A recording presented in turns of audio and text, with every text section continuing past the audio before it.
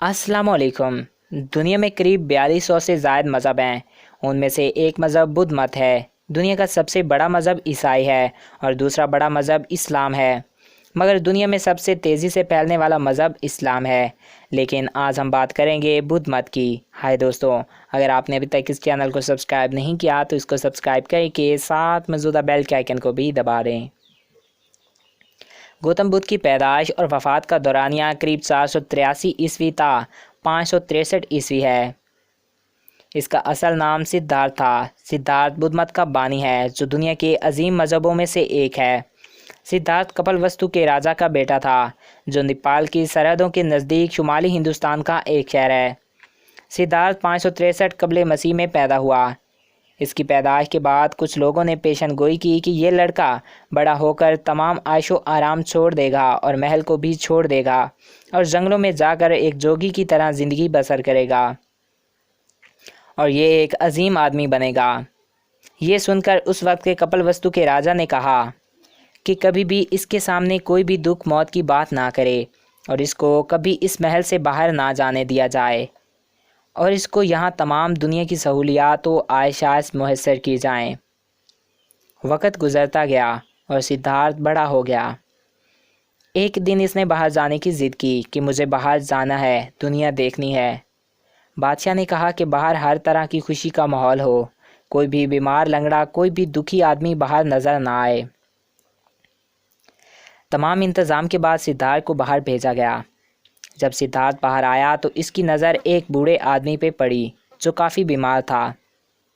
इसने कहा, रुको। इसने पूछा, इसे क्या हुआ है? लोगों ने कहा कि ये बूढ़ा हो गया है, इसी वजह से ऐसा है। पहले सिद्धार्थ अपने महल में वापस आया और वो बूढ़ा और इसकी बीमारी इसके जहन में बैठ गई। कुछ अर्सा बाद सिद्धार्थ ने फिर बाहर जाने की ज़िद की और इस बार जब सिद्धार्थ बाहर गया तो इसने एक जनाजा देख लिया। इसने कहा, मुझे इसके पास ले चलो। जब वो इसके पास आया इसने कहा, इसको उठाओ। लोगों ने कहा कि ये मर चुका है। सिद्धार्थ ने कहा, ये मौत क्या होती है? लोगों ने कहा कि हर इंसान को एक ना एक दिन मरना होता है, कोई बुढ़ापे की वजह से तो कोई बीमारी की वजह से।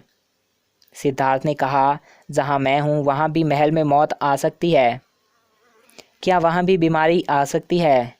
लोगों ने कहा, हाँ शहजादे। सिद्धार्थ ने कहा, मतलब मैं भी बूढ़ा हो जाऊंगा, मैं भी मर जाऊंगा। लोगों ने कहा, अफसोस शहजादे, एक दिन सबको ही मरना होता है। ये सुनकर सिद्धार्थ अपने महल में वापस लौट आया और कहा कि ये दुनिया दुखों से भरी हुई है। सिद्धार्थ की शादी भी की गई और 29 बरस की उम्र में इसके बच्चे की पैदाइश हुई। तब गौतम ने फैसला किया कि वो अपनी मौजूदा ज़िंदगी से किनारा कर ले और ख़ुद को सच की तलाश के लिए वक्फ करे।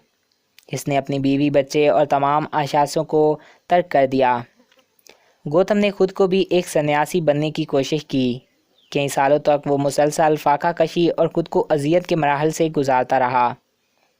आखिरकार इसने एतराफ़ हो गया कि जिस्म को अजियत देने से जहन में अबहम पैदा होता है, इसीलिए रियाफत से सेहत की करवत ना दे सकी। इसने दोबारा खुराक लेना शुरू की और फाका कशी को तर्क कर दिया। ज़िंदगी के 45 बरस इसने शुमाली हिंदुस्तान में सफ़र करने में गुजार दिए और ये सारी ज़िंदगी यही तलाश करता रहा कि बीमारियां और मौत कहाँ से आती हैं और आखिर क्यों आती हैं। ये सब लोगों के सामने अपने ख़यालात का प्रचार करता। जो इसे सुनने आते उन्हें ये अपने प्रचार से आगाह करता। 483 कबल मसीह में अपनी वफ़ात तक वो अपने कई पैरोकार बना चुका था। गौतम के बाद ये दुनिया में मज़हब सुस्त रफ़ादार से फैला, मगर तीसरी सदी कबल मसीह में अज़ीम हिंदुस्तानी शहंशाह अशोक ने बुद्ध मत इख्तियार कर लिया। इसकी पुष्पनाह से हिंदुस्तान भर में बुद्ध मत के असरात तेज़ी से फैलने लगे।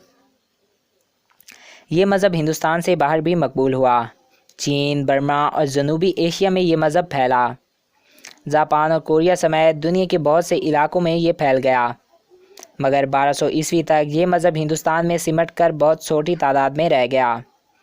چین اور جاپان میں بدھ مت ایک بڑے مذہب کی حیثیت آج بھی رکھتا ہے۔